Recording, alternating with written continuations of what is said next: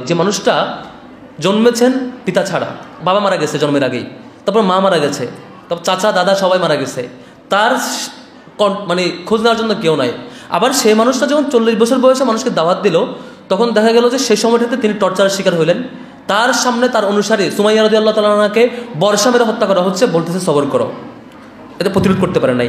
আবার এই মানুষটা বলছে আল ইয়াউমা আকমালতু লাকুম দীনাকুম ওয়া আতমামতু আলাইকুম, তিনি বলছেন যে আল্লাহর পক্ষ থেকে আয়াত আসছে যে আজকে আমি তোমার জন্য দিন পূর্ণ করে দিলাম, ওয়া আতমামতু আলাইকুম নিয়ামতি ওয়া রাদিতু লাকুমুল ইসলাম দীনা। পরে মানে শেষে আল্লাহ বলছেন, স্টার্টিং হচ্ছে আপনি জাস্ট কালিমার দাওয়াত দিচ্ছেন, স্পিরিচুয়াল দাওয়াত, যে তুমি আল্লাহরে গ্রহণ করো, সেখানে অ্যাটাকটা আসলো, আপনি ফিনিশিং করছেন যে পুরাই জীবন ব্যবস্থায় তোমার দিয়ে দিলাম।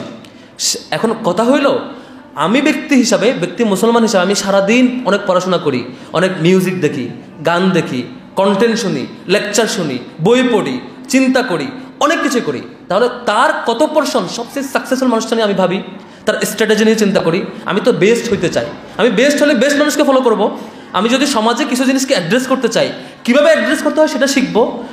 তাহলে যে মানুষটা সবচাইতে পারফেক্টলি অ্যাড্রেস করেছেন, সবচাইতে ফাংশনিং ওয়েতে অ্যাড্রেস করেছেন, যার লিগেসি সবচাইতে বেশি সময় টিকেছে, তাকে কি আমি জানার চেষ্টা করেছি? আমি ফিল করি না যে আমি গত এই আমার 25 বছরের জীবনে আমি কি আদৌ কখনো টার্গেট করে সময় কাটিয়েছি তার লাইফটা জানবো।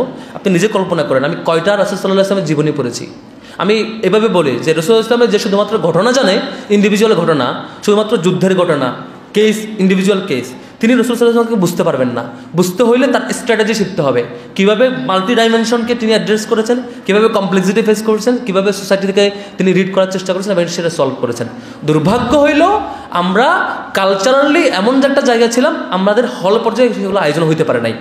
আজকে এই আয়োজনে আমি মোটেও হ্যাপি না, এই অর্থে যে এই আয়োজন যদি আমি শেষ করে ফেলেছি, আজকে শেষ, আমরা অনেক খুশি। আমরা হ্যাপি হব তখন যখন আজকে এখানে যে আপুরা আসছেন, সে আপুরা আমাদের জায়গা থেকে এই মানুষটারা জানার চেষ্টা করব, যে মানুষটারা আমরা মুহাম্মদ বলে ডাকি সাল্লাল্লাহু আলাইহি ওয়াসাল্লাম, এই মানুষটা আমরা জানার চেষ্টা করব। যে মানুষটা আমরা বলি তিনি সফল, আমরা বলি যে মানুষটা সবচাইতে কঠিন সময় ফেস করে এসে সমাজের সব কিছু চেঞ্জ করে দিয়ে নতুন সমাজকে দেখাইছেন, এই মানুষটাকে জানবার চেষ্টা করব, বুঝবার চেষ্টা করব তিনি কীভাবে রিড করে। যদি আমরা চেষ্টা করি এখান থেকে বের হয়ে, যদি বুঝতে পারি, এখান থেকে বের হয়ে আমাদের আপুরা আগামী 1 বছরে সিলেক্টিভ 2টা বা 3টা সিরাতের গ্রন্থ পড়েছেন, স্ট্র্যাটেজি বোঝার চেষ্টা করেছেন।